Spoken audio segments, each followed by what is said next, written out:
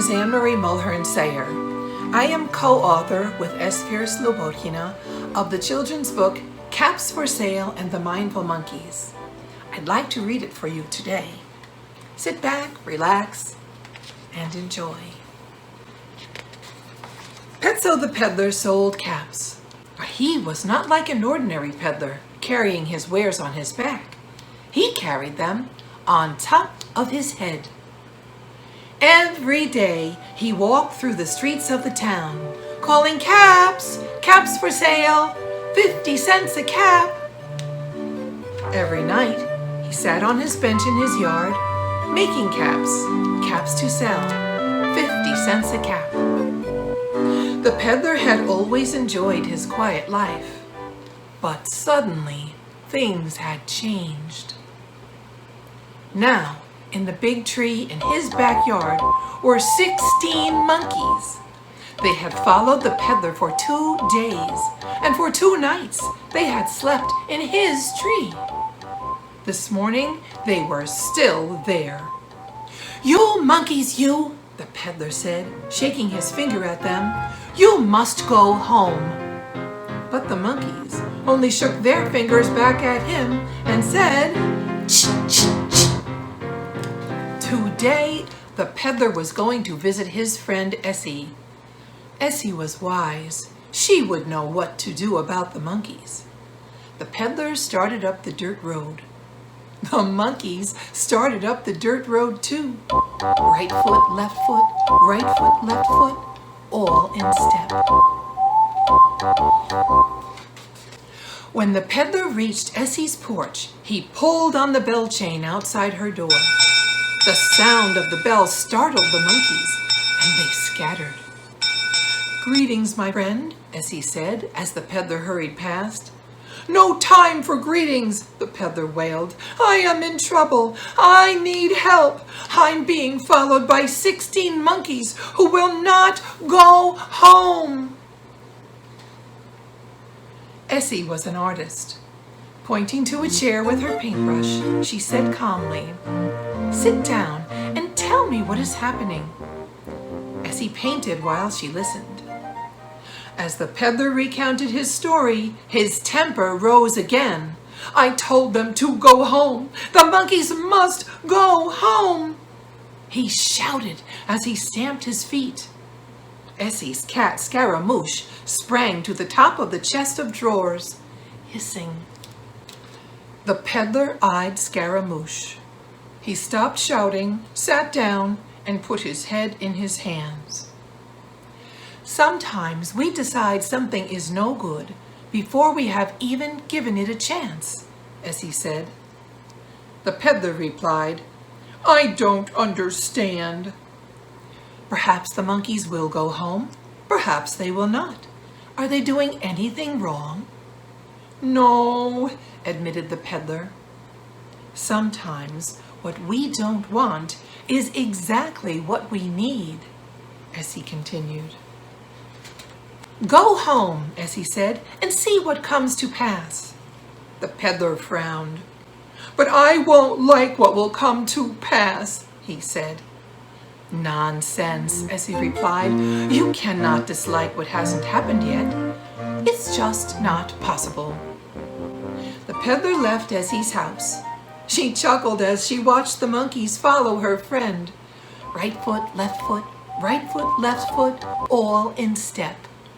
That night, after work, the peddler sat in his backyard making caps. The monkeys were busy too. Some were scratching their bellies, some were combing their hair, some were eating their supper, and all were looking at him. The peddler threaded a needle. Then he reached for a piece of cloth.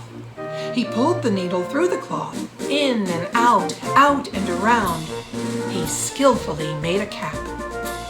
The peddler placed the cap in the trunk by his bench. Then he looked up at the monkeys. "I watch you and you watch me," he said. The monkeys replied, "Ch, ch, ch." Suddenly, the peddler's phone rang.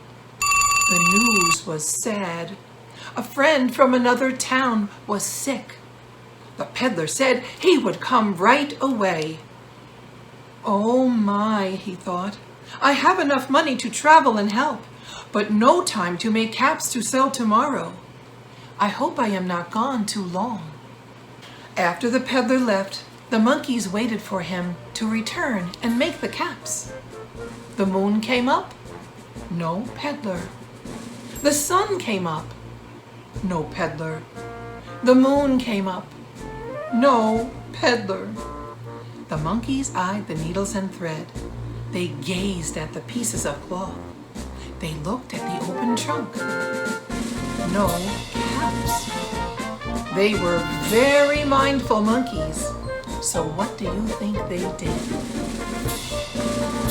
One by one, the monkeys descended from the tree.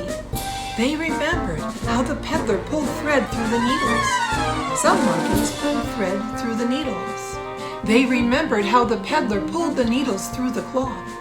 Some monkeys pulled the needles through the cloth. They remembered how the needles went in and out and around. And soon the trunk began to fill with caps. Gray caps, brown caps, blue caps, and red caps. When they had sewn every piece of cloth, the monkeys climbed up slowly into the tree. They were very tired, and they quickly fell asleep. Late that night, the peddler came home. He was very tired too, but his friend was much better, and that was important. The peddler was worried. He had no money left, and it was too late to make caps to sell tomorrow. He went outside to sit and think. And what do you think he saw? He looked to the right, caps. He looked to the left, caps. He looked behind him, caps. He looked beside the tree, more caps. Gray caps, brown caps, blue caps, red caps. I don't remember making these caps, the peddler thought to himself. I must have forgotten. But surely I did not make so many. The peddler looked into the tree. The monkeys seemed exhausted. They were drooped over the branches like old clothes. Some were even snoring. The peddler scratched his head and wondered. He looked up again. A piece of red thread was hanging from a monkey's foot. He said to himself as he began to pick up the caps. Next morning, when the peddler left for work, the monkeys did not follow him. As he began calling, "Caps! Caps for sale! 50 cents a cap!" he felt very alone, and he wondered why. He thought about the pile of caps that he found last night. He thought about the snoring monkeys still asleep in his tree. He thought, and then he thought some more. Suddenly, Essie's wise words were back in the peddler's mind. Sometimes what we don't want is exactly what we need. And now he knew what she was trying to tell him. 4 children approached the peddler. "Where are your monkeys?" they asked. "They are not my monkeys," the peddler replied. Then he added quickly, "But they are my friends." That night, when the peddler came home, he had with him a big bunch of bananas. The end. I hope you've enjoyed this story, Caps for Sale and the Mindful Monkeys. Be sure to visit us at capsforsale.com or capsforsale.org to learn all about the characters in our storybooks. Thanks for watching. Bye-bye.